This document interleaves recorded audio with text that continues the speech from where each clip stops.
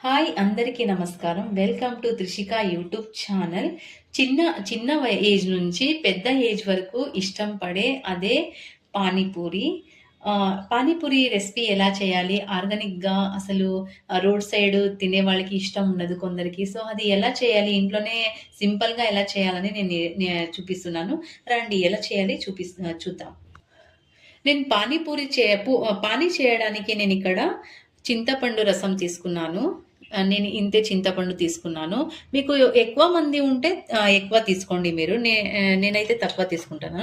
ఇక్కడ పుదీనా తర్వాత ఇది ఆహ్, కొత్తిమీర్ కొత్తిమీర నాకు తెలుగు సరిగా రాదు. ఆహ్, ఆహ్, ఏమైనా తప్పుగా మాట్లాడితే క్షమించండి. పచ్చిమిర్చి తర్వాత 4 ఆహ్, 4 మిరియాలు తర్వాత మ్యాష్ మ్యాష్ చేసుకున్న